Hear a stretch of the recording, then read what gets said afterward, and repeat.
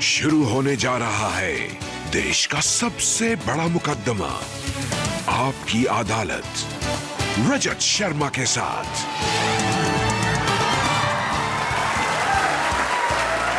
नमस्कार, आपकी अदालत में आपका स्वागत है। आपकी अदालत में आज पेश करेंगे एक ऐसे तपस्वी को जिन्होंने बड़ा मुश्किल जीवन जिया है और ये उनकी अपनी चॉइस है। ये जैन परंपरा के मुनि हैं, पूरे दुनिया में इनके करोड़ों अनुयायी हैं। ये कड़वे वचन बोलते हैं, लेकिन इसके बाद भी इनकी लोकप्रियता बहुत है और समाज के अलग अलग लोगों से मेरे पास रिक्वेस्ट आई थी इनको आपकी अदालत में बुलाने के लिए। मैं आमंत्रित कर रहा हूं मुनि श्री तरुण सागर महाराज को। प्लीज आइए।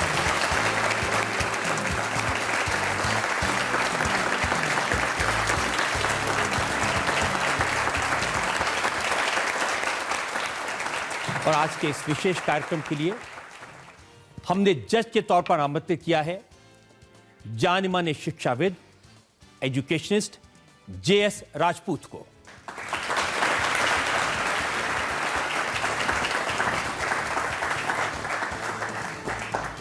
और इससे पहले कि आपकी अदालत में मुकदमा शुरू करें, इल्जामात और सवालात का सिलसिला शुरू करें, आज के जज जेएस राजपूत की इजाजत चाहेंगे आज की कार्रवाई शुरू करने के लिए।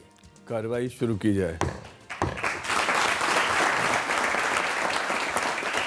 और इससे पहले कि मैं पहला इल्जाम लगाऊं, सफाई मांगूं, एक नजर डालेंगे मुनि तरुण सागर के जीवन पर। जैन मुनि तरुण सागर को क्रांतिकारी संत कहा जाता है।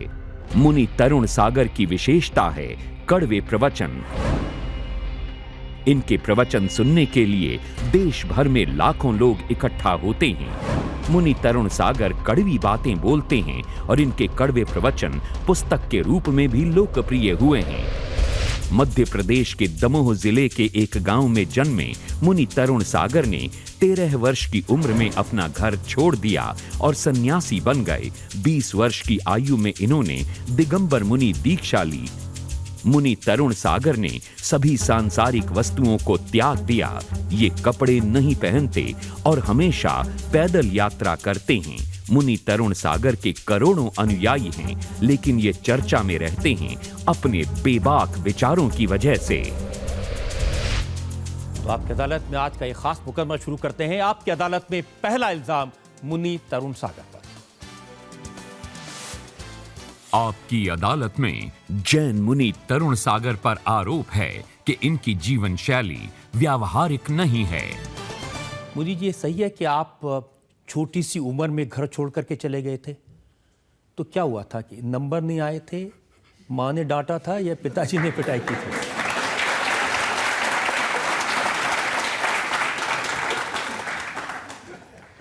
देखिए, मेरा जो बैराग है वो गॉड गिफ्ट है और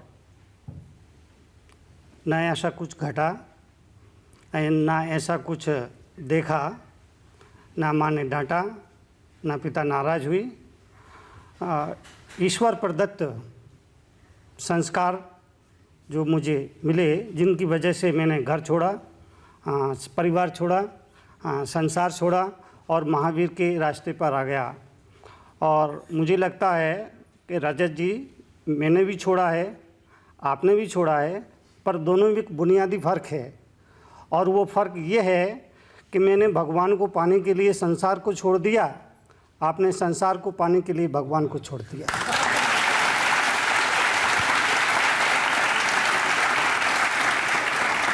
मैंने तो सुना कि आप कहते थे कि मैं भगवान बनना चाहता हूं। आप भगवान बनने के लिए आपने सब कुछ छोड़ दिया। इसमें भी तो लालच है।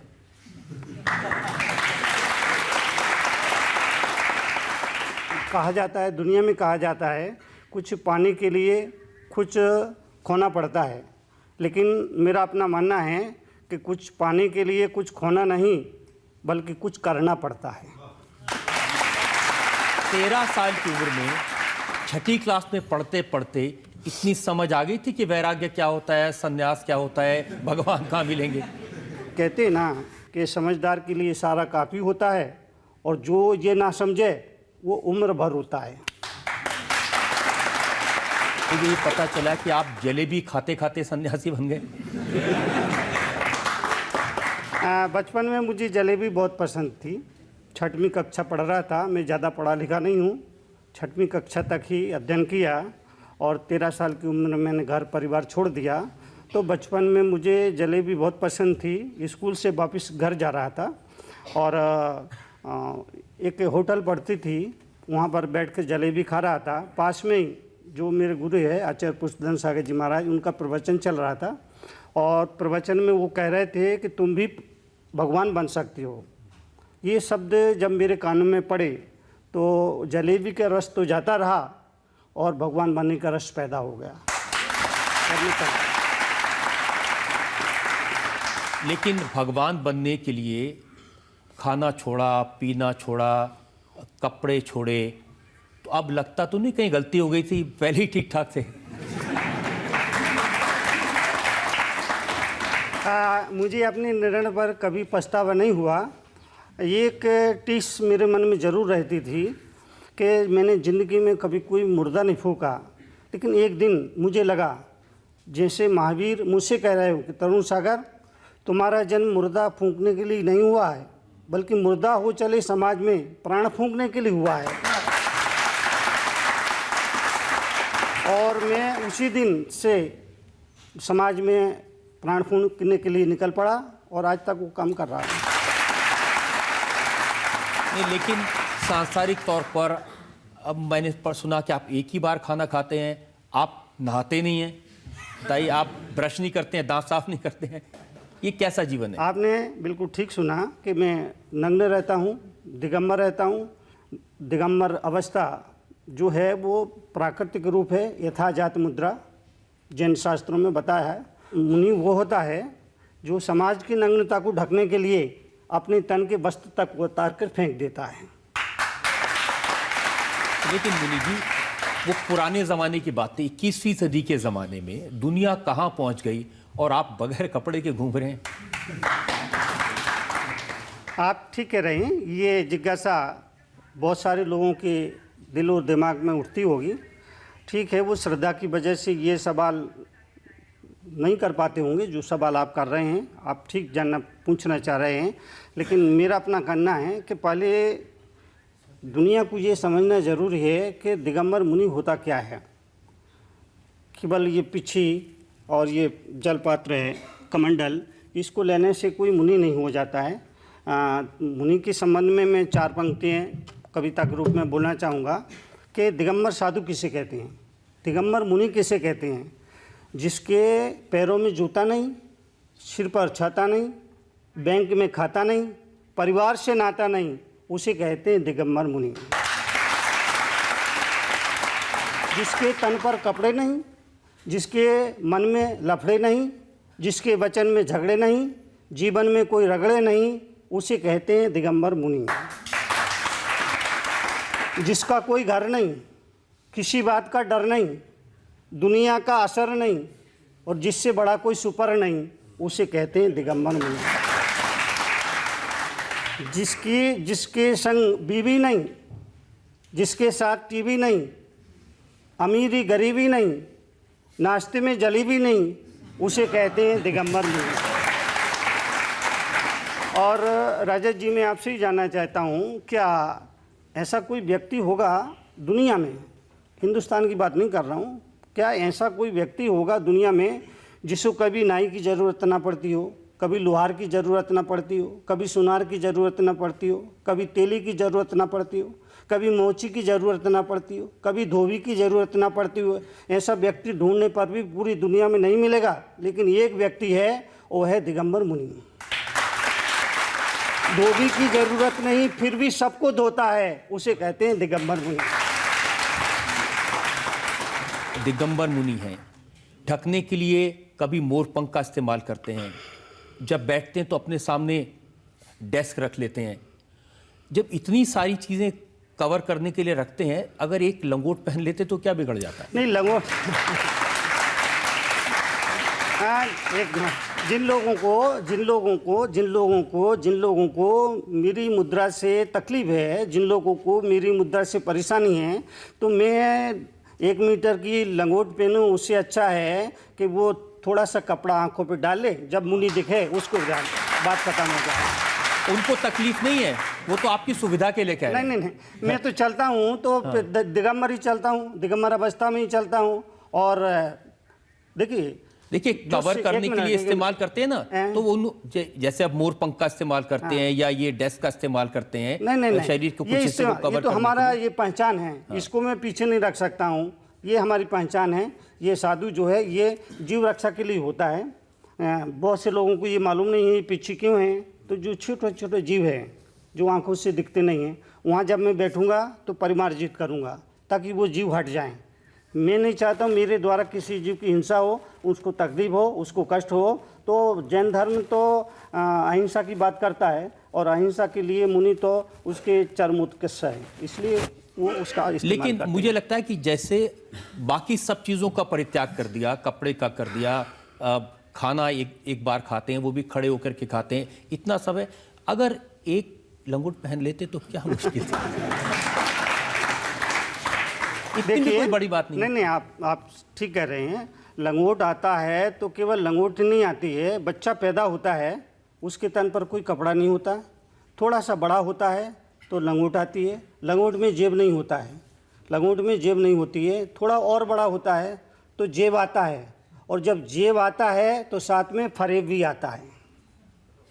जब जेब आती है तो साथ में फरेब भी आती है, और फिर फरेब अगर आ गई तो फिर दुनिया में क्या हो रहा है हम देख रहे हैं, आप देख रहे हैं, और सब लोग देख रहे हैं। अब देखिए, बदलते ज़माने में जहाँ कार है, जहाँ ट्रेन है, बुलेट ट्रेन चलती हैं, रॉकेट हो रहे हैं, हवाई जहाज़ हैं, आप पैदल चल रहे हैं। पैदल इसलिए चलते हैं कि अगर वो गाड़ी में बैठेंगे तो गाड़ी उनके पास है नहीं। मुनि तो वो होता है जो तिल तुष मात्र भी परिग्रह अपने पास नहीं रखता है, ये पिछी और ये कमंडल। आप अगर कार में जाते, आप ट्रेन में जाते तो ज़्यादा लोगों को मिल सकते थे, ज़्यादा जगहें कवर कर सकते थे।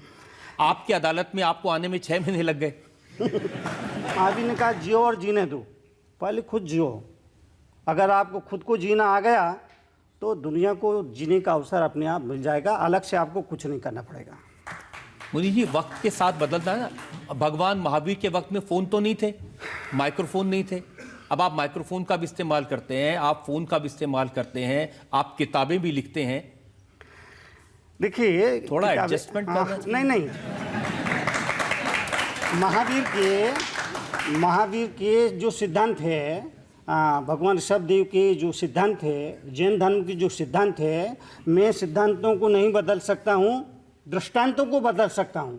2-2-4 पहले भी होते थे, 2-2-4 आज भी होते हैं। तो ये शाश्वत सिद्धांत है, दुनिया आएगी जाएगी, लेकिन सिद्धांत। आप मुझे बताइए, अगर आपको भगवान न करे कोई तकलीफ हो जाए, कोई हार्ट अटैक आ जाए, तो एम्बुलेंस में लेके जाएंगे या वहाँ भी पैदल जाएंगे? नहीं, जाएंगे ही नहीं। अगर ऐसा कुछ होता है तो जैन मुनि अस्पताल में एडमिट नहीं होता है, वो जाता ही नहीं है, कभी दवाई नहीं लेगा, कोई इंजेक्शन नहीं लेगा, फला नहीं लेगा, ढिला नहीं लेगा, वो जाएगा ही नहीं। पैदल एम्बुलेंस की तो सवाल ही नहीं उठता, वो जाएगा ही नहीं। ऐसे भी हमने मुनि देखे हैं जो हवाई जहाज का इस्तेमाल करते हैं, हेलीकॉप्टर का इस्तेमाल करते हैं। वो महावीर का मार्ग नहीं है, वो महावीर का मार्ग नहीं है, वो अपवाद मार्ग है। महावीर का मार्ग जो असली है, महावीर वो राजकुमार थे, महावीर राजकुमार थे, राजपुत्र थे, लेकिन एक समय उनको बैराग आया और उन्होंने सब कुछ छोड़ दिया। एक बात याद रखना चाहिए, महावीर ने कहा कुछ पाना है कुछ छोड़ो, कुछ पाना है कुछ छोड़ो, बहुत कुछ पाना है बहुत कुछ छोड़ो, पर सब कुछ पाना है तो सब कुछ छोड़ो। अब छोड़ने की कहाँ बात हो रही? देखिए, ये आपके यहाँ से जो पत्रिकाएं छपती हैं वो देखी मैंने, अहिंसा महाकुंभ। अब ये आपकी तस्वीर छपी हुई है, कमल का फूल बना है, उसके ऊपर आप बैठे हैं, चारों तरफ महिलाएं हैं जो आरती लेकर खड़ी हैं। अब ये छोड़ा क्या? ये तो पाया ही पाया है।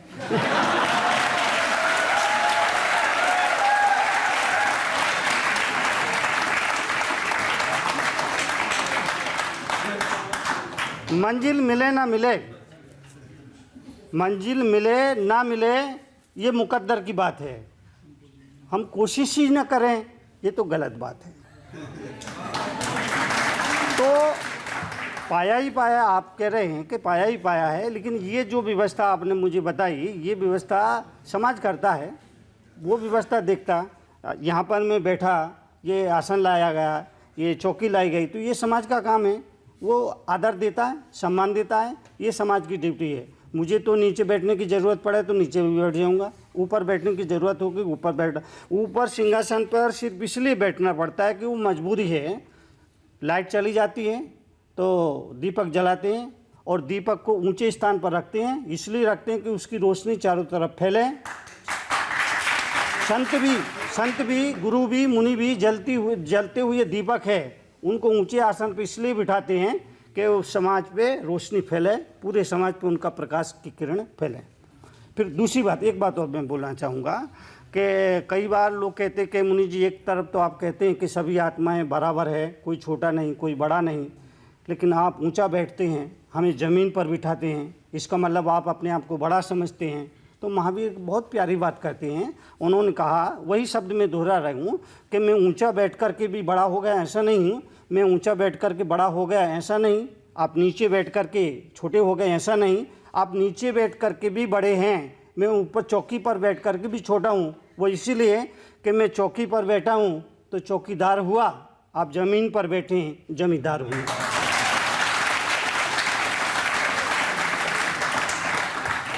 ये बता दीजिए कि जो 13 साल की उम्र में आप भगवान बनने निकले थे, भगवान बन गए या अभी बाकी है थोड़ा?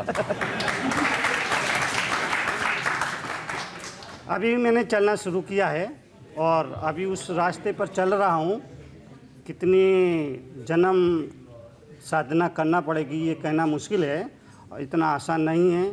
ठीक है, लोग मुझे बहुत ही श्रद्धा से देखते हैं, बहुत ही भावना से देखते हैं, वो उनकी अपनी श्रद्धा है, लेकिन अभी तो मैं चलना शुरू किया है, अभी बहुत कुछ चलना है। आपका ये सफर है, इसको लेकर और बहुत सारे इल्जामात मेरे पास में हैं आपकी अदालत में। अगला इल्जाम मुनि तरुण सागर पर। आपकी अदालत में जैन मुनि तरुण सागर पर आरोप है कि इनके दोहरे मापदंड हैं। मुनि जी, आप कह रहे हैं कि आपको किसी चीज से मोह नहीं है, न बैंक खाता है, न जेब में कुछ पैसे हैं।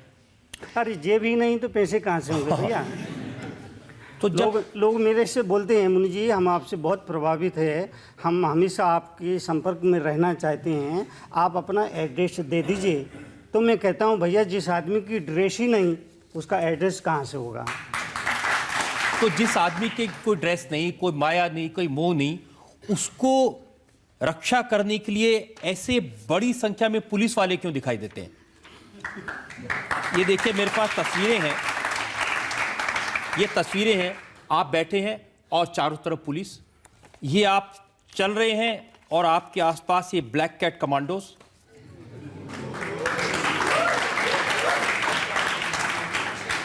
देखिए, मैं जहाँ भी जाता हूँ, जिस स्टेट में जाता हूँ, जिस राज्य में जाता हूँ, वहाँ की सरकार मुझे राज्य की अतिथि के रूप में स्वीकार करती है, और जब वो राज्य की अतिथि का दर्जा देती है तो उस सरकार का ये कर्तव्य बन जाता है, ड्यूटी बन जाती है, वो ये सुरक्षा मुहैया कराती है।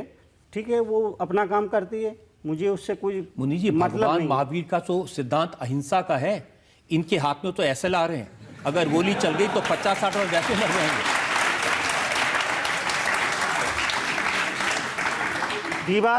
दीवार पर कुछ ना लिखें, ये बताने के लिए तो कुछ लिखना ही पड़ता है। तो मैं समझता हूँ ये जो सरकार अपनी ड्यूटी निभाती है, मैं उससे परहेज नहीं करता हूँ। अगर वो रखती है और ये व्यवस्था देखती है तो अच्छा, ये तो सरकार की भी ड्यूटी बन जाती है, जहाँ हजारों आप ही कह रहे हैं एक मिनट, अब मेरी बात तो सुन लीजिए। आप ये मोर पंख रखते हैं कि कोई कीटाणु भी ना मरे, जहां बैठे उसे साफ कर लेते हैं, लेकिन पीछे वो बंदूक वाले खड़े हैं, और वो बंदूक भी नहीं है, SLR है, सेल्फ लोडिंग राइफल, एक बार चल गई तो 50-60 वैसे ही मर जाएंगे। नहीं वो चलती नहीं है, और वो उनको मैं बोलता हूँ कि इसका लॉक करके रखो, क्योंकि मुझे भी डर लगता है उससे क्योंकि मेरे पास सबसे नज़दीक खड़े होते हैं, तो ऐसी डरने की कोई बात नहीं है। नहीं, लेकिन अहिंसा के पुजारी हिंसा के वेपन अपने साथ रखें, ये कैसे स्वीकार करें?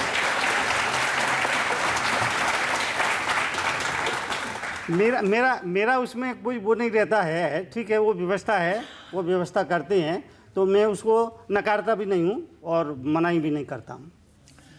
देखिए, आप पाकिस्तान के बारे में बयान देते हैं, आप पाकिस्तान को शैतान कहते हैं और कहते हैं कि पाकिस्तान को उसकी भाषा में जवाब देना चाहिए। अब पाकिस्तान को उसकी भाषा में जवाब देंगे तो गोली चलाएंगे, टैंक ले जाएंगे, हिंसा नहीं होगी? ये सवाल आपका बड़ा मार्मिक सवाल है। जब मेरे से मीडिया के लोग आकर पूछते हैं, चूँकि बरसों से ये चल रहा है हिंदुस्तान पाकिस्तान, अगर पाकिस्तान जैसा मुल्क नहीं होता तो हिंदुस्तान आज पता नहीं कहाँ होता और कितनी तरक्की कर रहा होता। इसलिए कहा कि उसको समझाइए, वो प्रेम की भाषा है, या जिस तरह से पिछले 60 साल से समझा रहे हैं, तो कहाँ समझ में कहाँ आया उसको। लेकिन अगर जैन मुनि भी प्रेम की भाषा छोड़ के बंदूक की भाषा करेंगे तो अहिंसा की बात कौन करेगा? नहीं, बात नहीं कर रहा। तो मीडिया ने मेरे से सवाल किया तो मैंने कहा भाई इसका तो ये है कि वो उसको उस भाषा में समझाइए। कहते ना, कुत्ते की पूंछ 12 साल तक पोंगरी में डालो, निकालो तो टेढ़ी की टेढ़ी। तो ये पाकिस्तान कुत्ते की पूंछ है, वो सीधी होने वाली नहीं है। जैसे आपने 13 साल की उम्र में संसार को छोड़ दिया और भगवान की प्रति आपकी आस्था थी और आपके प्रेम की वजह से, आपको क्या लगता है आज 21वीं सदी के जो युवा हैं उनकी भगवान की तरफ जो आस्था है जो कम हो रही है, उसके ऊपर आपका क्या कहना? देखिए, युवा की जो आस्था है, लेकिन मुझे लगता है कि जो भगवान को पुकारने वाले लोग हैं वो दिल से नहीं पुकारते हैं। जो भक्त है सभी धर्मों के लोग हैं और भगवान की भक्ति करते हैं, पर जो दिल से पुकार होना चाहिए वो पुकार नहीं होती है। पुकारा तो कभी सबरी ने था और दुनिया ने देखा श्री राम चले आए। पुकारा तो कभी मीरा ने था और दुनिया ने देखा श्री कृष्ण चले आए। पुकारा तो कभी चंदन वाला ने था और दुनिया ने देखा कि महावीर चले आए। और पुकारा तो राजा जी शर्मा ने हैं और दुनिया ने देखा तरुण सागर चले आए। तो जो हमारी पुकार है वो पुकार दिल से नहीं निकलती है, इसलिए प्रार्थना पूरी नहीं होती है। और मेरा अपना मानना है, दिल से पुकार की जाए, दिल से प्रार्थना की जाए, देर सवेर ही सही, वो प्रार्थना कभी खाली नहीं जाती है। सारी बातें कहते हैं तो ये कड़वे वचन क्यों कहते हैं आप इसको? प्यार से नहीं बात कर सकते आप लोगों से?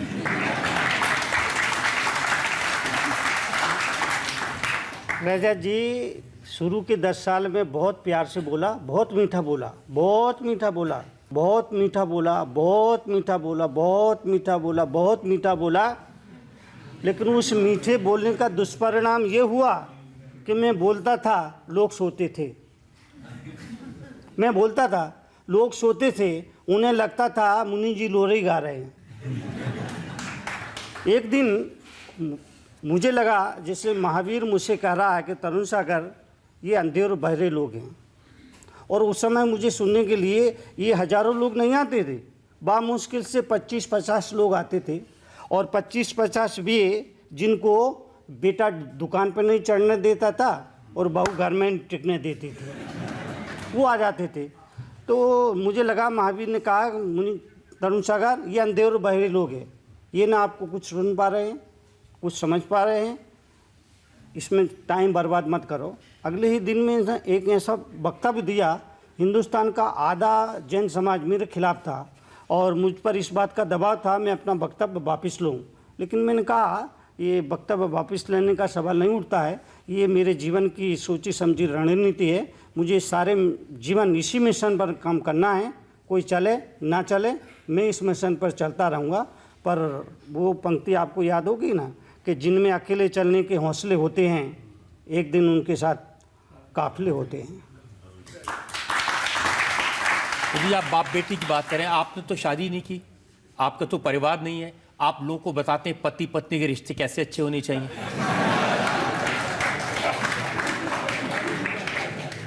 मैंने संसार छोड़ा है, समाज नहीं छोड़ा। मैंने संसार छोड़ा है, समाज नहीं छोड़ा। इसी समाज में रहता हूँ और समाज में जो घटता है उस पर नज़र रखता हूँ। इसीलिए पति पत्नी के संबंध या जिस पर मैं टिप्पणी करता हूँ, वो टिप्पणी ऐसी करता हूँ कि लोग उसको, उनकी बात, उनको स्वीकृति देना पड़ती है, स्वीकृति में सिर हिलाना पड़ता है। बतौर उदाहरण, पत्नी की परिभाषा मैं अपने हिसाब से बताता हूँ। पत्नी की परिभाषा, पत्नी पत्नी पत्नी पत्नी पत्नी, जो पति से रहे तनी तनी, खत्म कर दे उसकी मनी, वही पत्नी है। हर मुझे कोई काम तो है नहीं, मुझे कोई झाड़ू लगाना हो, पोंछा लगाना हो, बर्तन मांजना हो, ऐसा मेरे पास कुछ काम तो है नहीं। मैं बैठा रहता हूँ, चिंतन करता हूँ, विचार करता हूँ और नई नई परिभाषा अपने हिसाब से। कैसे पता चलता है सास बहू में क्या चलता है, आपको कैसे पता चलता है? नहीं, देखिए, मेरा कोई घर नहीं है, लेकिन मुझे घर घर की कहानी याद है। मेरा कोई घर नहीं है, लेकिन मुझे घर घर की कहानी याद है और इसीलिए उस पर टिप्पणी करता हूँ, विवेचना करता हूँ और लोग मेरी बात को लाइक करते, पसंद करते हैं। वो मुझे सिर्फ सुनते ही नहीं हैं, बल्कि चुनते भी हैं। आपको ऐसा नहीं लगता कि जैसे आप अंधों के शहर में आईने बेच रहे हैं?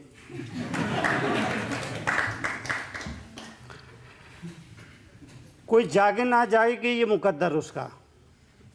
लोग मेरे सवाल करते हैं, मुनि जी आपको सुनने के लिए हजारों लोग आते हैं, तो क्या आपको लगता है ये आपका प्रवचन सुनने के बाद ये लोग सुधर जाएंगे? तब मैं उनसे सिर्फ इतना ही कहता हूँ, कोई जागे ना जागे ये मुकद्दर उसका, मेरा फर्ज है आवाज़ लगाते रहना। आपकी अदालत में अगला हिस्सा। आपकी अदालत में जैन मुनि तरुण सागर पर आरोप है कि ये लोगों को गलत बातें सिखाते हैं। आप कड़वी बातें बोलते बोलते, अच्छी बातें सिखाते सिखाते कई बार कह जाते हैं। हरियाणा के असेंबली में आप गए थे एड्रेस करने के लिए, वहां आपने कह दिया कि पुरुष का दर्जा नंबर 1 और महिला का दर्जा नंबर 2 समाज में। देखिए, ये तो मैं नहीं कह रहा हूँ, ये तो प्रकृति कहती है। आपने उनको वहाँ बिठाया, इनको यहाँ बिठाया। और आपने उस तरफ नहीं देखा, उनको वहां बिठाया। ये तो जिसका समाज में स्थान है। आप कहते हैं कि महिला का नंबर 2 स्थान है। शक्ति के लिए दुर्गा की पूजा करते हैं, धन के लिए लक्ष्मी की पूजा करते हैं, शिक्षा के लिए सरस्वती की पूजा करते हैं। आप कह रहे हैं नंबर 2 है। आप कह रहे हैं आपने नहीं बनाया। हमारे यहाँ कृष्ण से पहले राधा का नाम है, राधा कृष्ण। राम से पहले सीताराम कहते हैं, नारायण से पहले लक्ष्मी नारायण कहते हैं। यह परंपरा है देश की। आप कह रहे हैं महिला नंबर 2। शिव पार्वती भी तो बोलते हैं ना। अब आपने ढूंढ के एक ही मिले आपको।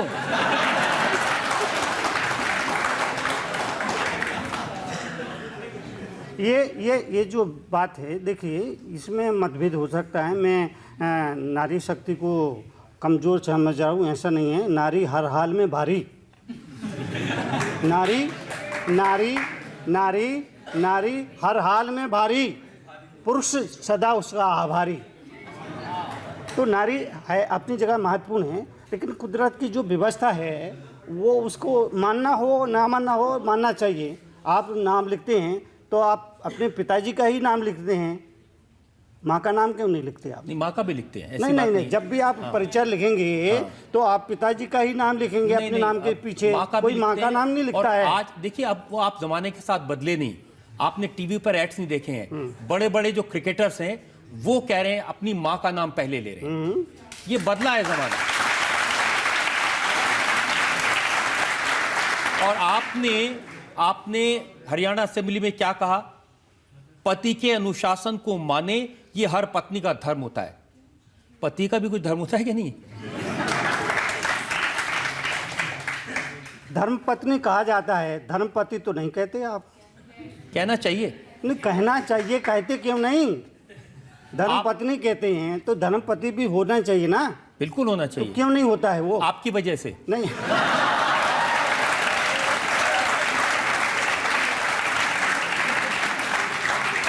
आप लोगों को ऐसी बातें सिखाते हैं? नहीं, ऐसा नहीं। देखिए, वो जो बात मैंने कही, मीडिया ने उसको काफ़ी उस पर विचार विमर्श हुआ, डिस्कस किया और उसको अलग अंदाज में लिया। मेरा कहने का उस समय ये मतलब था कि राजनीति और धर्म का आपस में क्या संबंध है। तब मैंने कहा था कि धर्म जो है वो पति है, राजनीति है वो पत्नी है, इन दोनों का संबंध, ये बात मैं कह रहा था। अब मीडिया ने उसको किस तरह से लिया, ये मीडिया का काम था, मेरा तो ऐसा अभिप्राय नहीं था। ये कैसी नारी को व्यवस्था हल्का है, दिखाऊं। ये कैसा समाज है आपका? अगर कोई महिला संत हो, वो निर्वस्त्र होकर आ जाए, उसको स्वीकार कर लेंगे? नहीं, देखिए, ये व्यवस्था है और व्यवस्था के सहित जैन शास्त्रों में भी स्त्री के लिए जो एक पद है, उसको पद में यही कहा है कि वो वस्त्रों में रहे, निर्वस्त्र, उसके लिए आज्ञा नहीं है, अनुमति नहीं है। और ये केवल जैन धर्म में ही नहीं, ये सभी धर्मों में जो नागा साधु होते हैं, वैष्णव में, उनमें भी यही नियम है। तो देखिए, आपके अलग अलग स्टैंडर्ड हुए ना। आप कह रहे हैं कि ये मीडिया ने बात को उल्टा सीधा कर दिया, लेकिन मेरे पास आपका दूसरा भी बयान है जिसमें आपने कहा जीन्स पहनने वाली माँ बच्चे को आंचल कहां से देगी। अब माँ जीन्स ना पहने, ये कौन सा कानून है? ये सवाल आप लाते कहाँ से है, पहले मुझे ये बताओ। मैंने कहा था माँ का आंचल, आंचल, आंचल, आंचल, आंचल, आंचल। मैंने कहा था माँ का आंचल दुधमुहा बच्चे के लिए स्वर्ग से भी बढ़कर है। एक माँ का आंचल ही है जिसे जहाँ पर जाकर बच्चा अपने आप को सबसे ज़्यादा महफूज समझता है।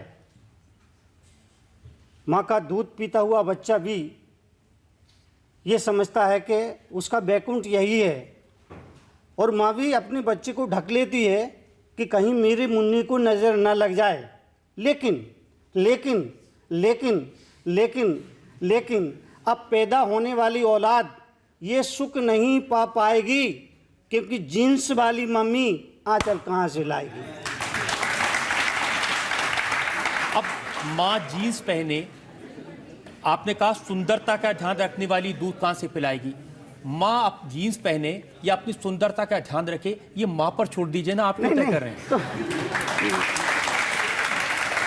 देखिए, जीन्स पहने हैं, ये उसकी मर्जी है, उसका अपना निर्णय है, इसमें मैं कोई इंटरफेयर नहीं करूँगा, कोई ज़बरदस्ती नहीं करूँगा। मेरा अपना मानना है कि जैन धर्म ज़बरदस्त है, लेकिन वो किसी के साथ ज़बरदस्ती नहीं करता है। तो मैं भी ज़बरदस्ती क्या पहनना क्या नहीं पहनना, ये निर्णय उसको करना है, इसमें मेरा कोई इंटरफेयर नहीं। आप जैसी बातें कहते हैं, अब लोग क्या सोचेंगे? आपके सामने जो ऑडियंस बैठी होती है, आप उसको गधा कह देते हैं। तो मैं गधा नहीं कहता हूँ, मैं तो एग्जाम्पल देता हूँ। मैं एग्जाम्पल दिया, मैंने एग्जाम्पल दिया कि मैं जिस कमरे में रुका, उस कमरे में छिपकली छत पर चिपकी।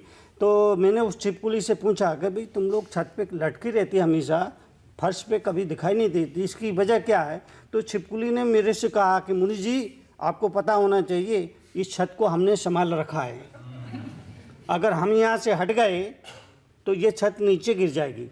तो फिर मैंने कहा कि जिस तरह से उस छिपकली को भ्रम है, उसी तरह से आदमी को भी भ्रम है कि इस परिवार को हमने संभाल रखा है, इस समाज को हमने संभाल रखा है, अगर हम नहीं होंगे तो ये परिवार बिखर जाएगा, ये समाज बिखर जाएगा। लेकिन मैं कहता हूँ कि तुम रहो ना रहो, तुम्हारे ना रहने से इन बेचारों की रौनक कभी खत्म होने वाली नहीं है। तो अब इसमें लेकिन तो आप क्या ऐसे तकलीफ है? कभी गधे का, छिपकली का, कुत्ते का बहुत उदाहरण देते हैं, उसके पीछे पड़े हैं। कुत्ता तो देखिए, कुत्ता कल्चर बहुत तेज़ी से बढ़ रहा है। कुत्ता कल्चर बहुत तेज़ी से बढ़ रहा है। कुत्ता कल्चर बहुत तेज़ी से, खास करके शहरों में कुत्ता कल्चर इतना बढ़ गया, इतना बढ़ गया, इतना बढ़ गया। आए दिनों टेलीविज़न पर देखते हैं बड़ी बड़ी हीरोइनें कुत्ते को लेकर गोद में बिठाकर उसका मुख चूमती हैं। और जब कोई बड़ी हीरोइन कुत्ते का मुख चूमती है, इस देश का नौजवान खड़ा खड़ा भगवान से विचार करता है, प्रार्थना करता है, हे भगवान, अगले जन्म में कुत्ता ही बनाना।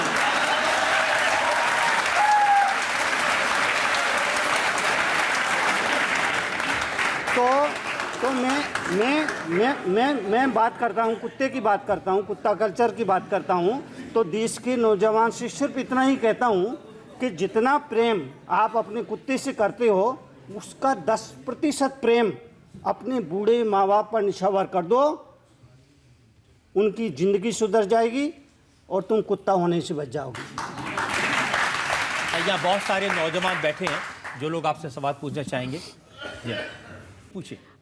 सर, आप क्रांतिकारी संत के नाम से जाने जाते हैं, तो सर आज जो ये युवा स्कूल कॉलेजेस में इतना गंदा माहौल बना रहे हैं, सर आप जानते होंगे JNU में पिछले साल, इस साल DU में भी और बाकी भी युवा शक्तियों को गलत रास्ते पे लाया जा रहा है। तो सर आप उनके लिए क्या कड़वे वचन बोलेंगे और उन भ्रष्ट नेताओं के लिए जो उनके समर्थन में खड़े हो जाते हैं और उनको आकर सपोर्ट करते हैं? JNU में जो लोग राष्ट्र विरोधी नारे लगाते हैं तो इसको बर्दाश्त नहीं किया जाना चाहिए। और मुझे लगता है कुछ लोग समर्थन भी करते हैं, कुछ लोग इस बात का उनका समर्थन भी करते हैं। मुझे लगता है ये देश के लिए शुभ संकेत नहीं है और सख्त रूप से विरोध होना चाहिए और ऐसे लोगों को सज़ा का प्रावधान होना चाहिए। मैंने तो ये भी सुना है कि गांधी जी आपके सपने में आते हैं, आपको बहुत कुछ कहते हैं। रात सपने में बापू आए, बोले तरुण सागर क्या हो रहा है। रात रात रात रात सपने में बापू आए, बोले तरुण सागर क्या हो रहा है। मैंने कहा बापू पूरा देश रो रहा है। बोले ये देश क्यों रो रहा है। बोले ये देश क्यों रो रहा है। मैंने कहा बापू अपनी तो धुलती नहीं, दूसरों की धो रहा है, इसीलिए रो रहा है। रात सपने में बापू आए, बोले तरुण सागर क्या हो रहा है। मैंने कहा बापू पूरा देश रो रहा है। बोले ये देश क्यों रो रहा है। मैंने कहा बापू चादर है छोटी, पैर पसार के सो रहा है, इसीलिए रो रहा है। तो ये विसंगति सब जगह हो रही है। इसकी वजह से ये समाज में जो तकलीफ है, परेशानी है, टेंशन है, डिप्रेशन है, तनाव है, संघर्ष है, इसकी वजह यही है। एक तो समाज रो रहा है और आप डांट डांट के और रुला रहे हैं उसको।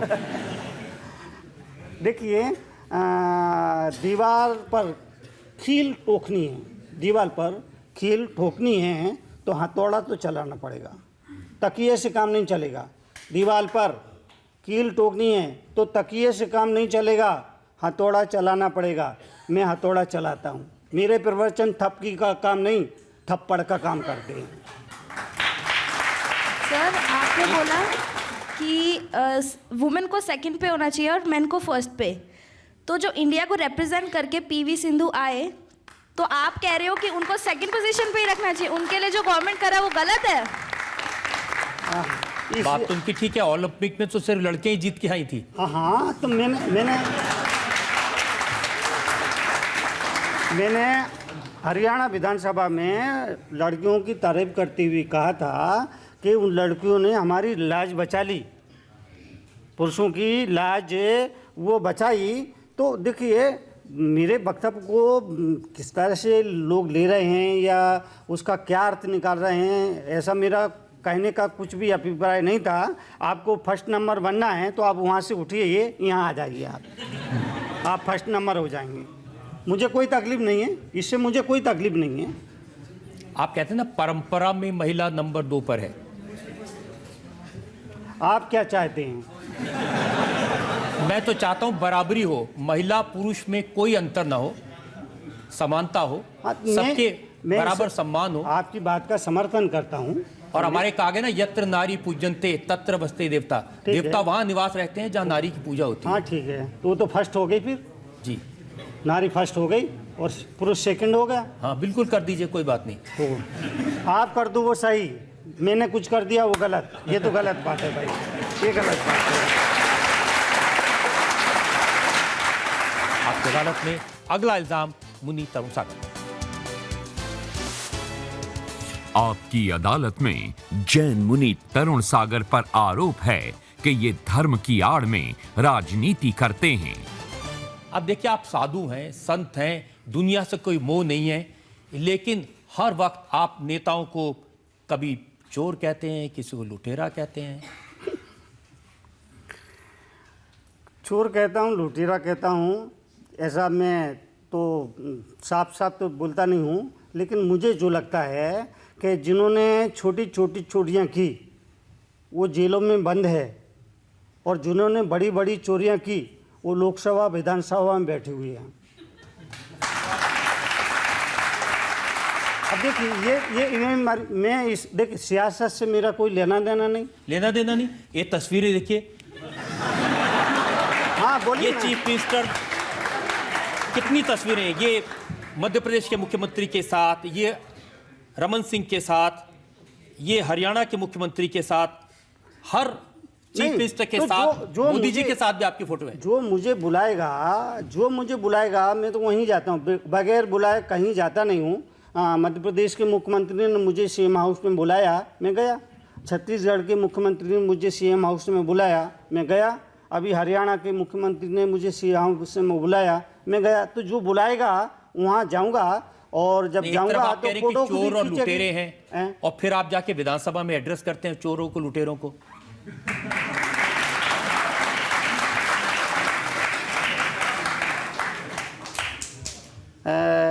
हर तीसरा भारतीय नागरिक भ्रष्ट है। हर तीसरा भारतीय नागरिक 3%, तीसरा भारतीय भ्रष्ट है, यानी 30% लोग भ्रष्ट है।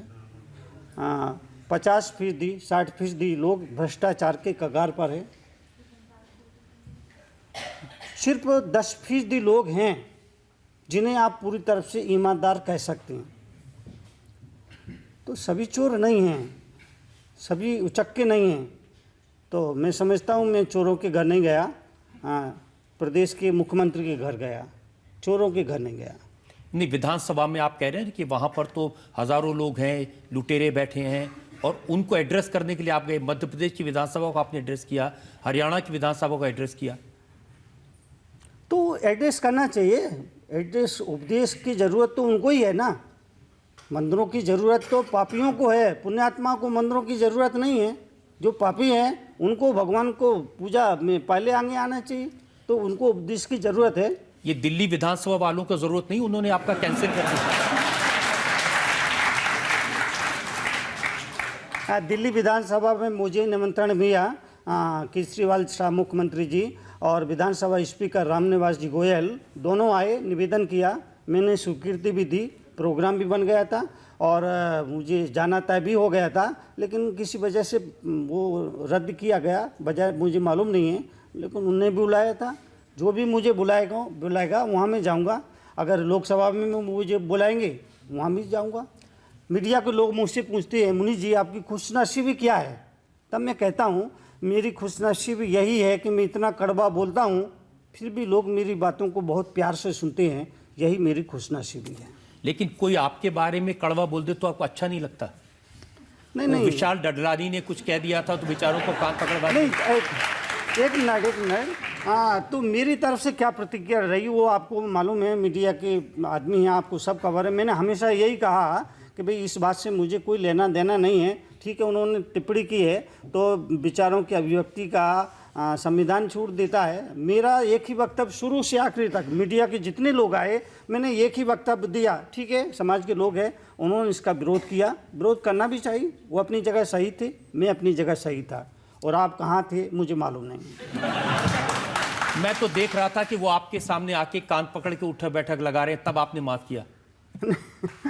समाज की मांग थी, जैन समाज की मांग थी कि जब तक वो पंचमाफी नहीं करेंगे तो हम उनको माफ़ नहीं करेंगे। और विशाल डडलानी बड़े अच्छे सज्जन आदमी हैं, उन्होंने देखा देखी टिप्पणी कर दी। उन्हें अंदाज नहीं लगाया था कि वो जो कह रहे हैं उसका क्या परिणाम होगा, लेकिन फिर भी उनको गलती का एहसास हमने तो ये पढ़ा है, क्षमा बड़न को चाहिए, छोटन को उत्पात। तो मैंने तो क्षमा ही किया बाबा, मैंने कब उनको क्रोध किया या नाराज हुआ? मैं तो अगर वो माफी नहीं मांगते तो जेल भिजवा देते आप उनको। नहीं, बिल्कुल गलत बात है। मैं जेल भिजवाने कैसे क्या कर सकता हूँ? अगर जेल भिजवाने में लगता तो आपकी अदालत में आने की बजाय मुझे उसी अदालत में जाना पड़ता।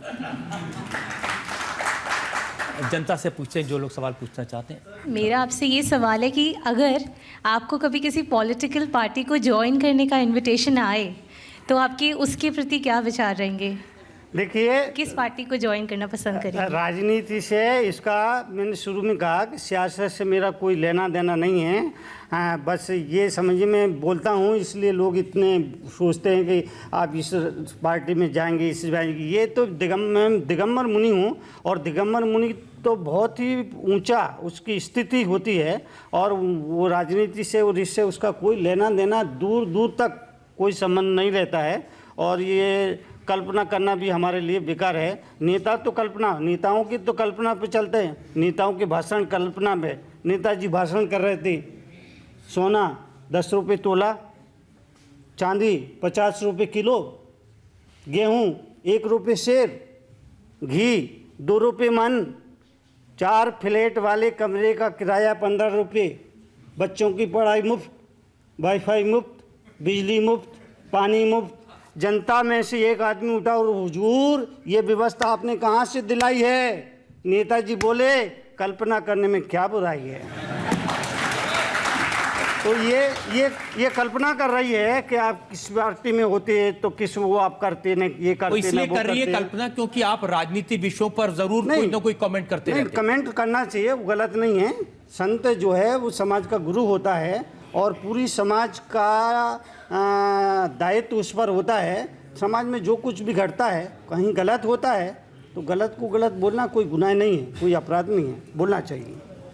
राहुल गांधी कहते हैं कि नोटबंदी से गरीबों का नुकसान हुआ, आप कहते हैं कि नोटबंदी बड़ा क्रांतिकारी कदम है। देखिए, तो जो काला धन है, और काला धन कितना है देश के पास, कितना काला धन है आप कल्पना नहीं कर सकते। और मैं तो इस संदर्भ एक बात कहना चाहूँगा कि करीब 10 लाख ज्योतिषी हैं, पर किसी ने भी नहीं बताया कि 1500 के नोट बंद होने वाले हैं। पूरे देश में 10 लाख ज्योतिषी हैं करीब, पर किसी ने भी नहीं बताया कि 1500 के नोट बंद होने वाले हैं। जबकि इस देश का मुनि ऋषि हमेशा से कहता आया है कि नोट महज रंग बिरंगे टुकड़े हैं, पर किसी को समझ में नहीं आई। और 8 नवंबर को रात्रि 8 बजे मोदी जी ने एक झटके में समझा दिया कि ये कागज के टुकड़े हैं। तो काला धन बहुत है। राहुल जी को समझ में नहीं आया? हाँ, वो पार्टी, वो जो कुछ भी बोलते हैं वो पार्टी के हिसाब से बोलते हैं, अपने लिए नहीं बोलते हैं, अपना मन का नहीं बोलते हैं। जो पार्टी का मंतव्य होता है या पार्टी के हित में होता है वो बोलते हैं। आपके बारे में लोग कहते हैं कि जो मोदी जी के हित में होता है वो बोलते हैं। क्या जी? 3 तलाक का आपने विरोध किया, सारी चीजें जो मोदी जी करते हैं उसका नहीं, ऐसा नहीं। देखिए, मोदी जी से मेरा कोई लेना देना नहीं है, ना मुझे उनसे कुछ चाहिए, ना मुझे उनसे कोई अपेक्षा है। मेरे लिए सब है, सियासत से मेरा कोई लेना देना नहीं है। जो भी मेरे सामने आएगा उसको मैं आशीर्वाद दूंगा, चाहे वो मोदी जी आए, चाहे राहुल जी आए, चाहे केजरीवाल जी आए, चाहे मायावती जी आए, कोई भी आए, सबको वही एक सा आशीर्वाद दूंगा। लेकिन जो मुझे सही लगता है, हो सकता है मैं गलत सोच रहा हूँ, हो सकता है। जब आपने 3 तलाक के मुद्दे पर प्रतिक्रिया दी तो मुस्लिम समाज के लोगों ने कहा आपको क्या हक है इस पर बोलने का? नहीं, जो लगता है कि भाई ये महिलाओं के साथ अत्याचार है, जुल्म है, तो ऐसा तो नहीं है। व्हाट्सएप पे तलाक हो रहे हैं, ये बोलिए इसमें धर्म कहाँ गया? व्हाट्सएप पे अभी कल ही मैं अखबार में पढ़ रहा था, विदेश में कोई सज्जन हैं, वो वहाँ पर नौकरी करते हैं, व्हाट्सएप पे उन्होंने अपनी पत्नी को तलाक दे दिया। तो अब ये कोई बात हुई है क्या? ये उनकी परंपरा है? नहीं, परंपरा कैसी परंपरा है?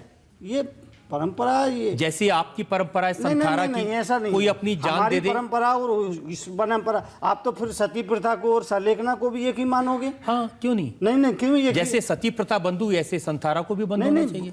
दोनों में फर्क समझना जरूरी है ना भाई। सती प्रथा और संथारा में फर्क है कि सती प्रथा वो राग है, उसके साथ अगले जन्म में मैं इनके साथ ही रहूंगी, जहाँ ये गए, जो इनकी गति हुई मेरी भी वही गति हो, ये राग से वहाँ पर साथ जाया जा रहा। और संथारा जो है वो विराग का रास्ता है।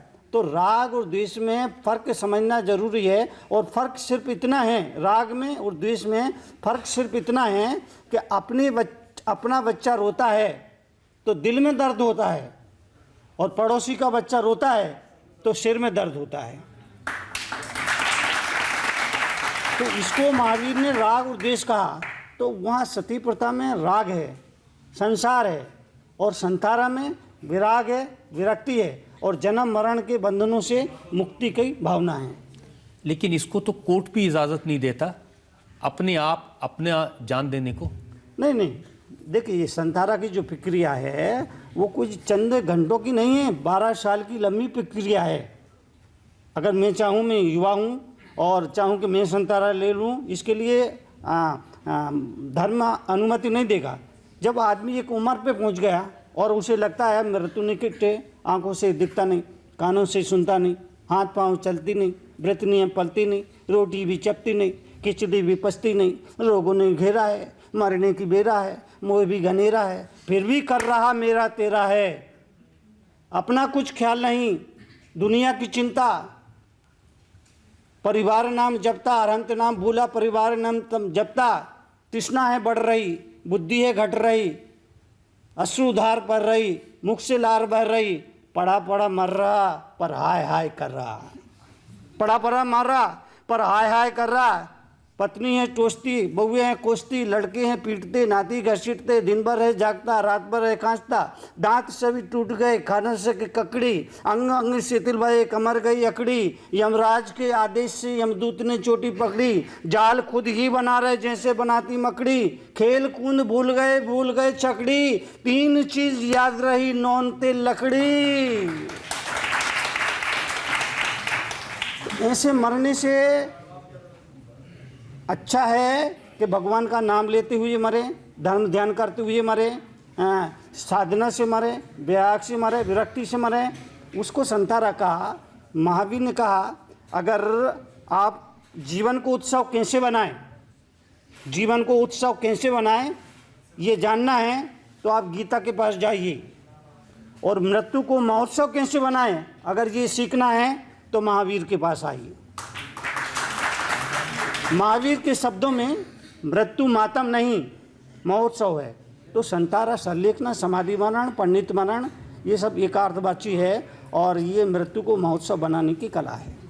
आप इतना अच्छा भाषण देते हैं, इतनी अच्छी अच्छी बातें कहते हैं, तो आपको नहीं लगता कि आपको राजनीति में होना चाहिए था? मैं राजनीति में होके क्या करता?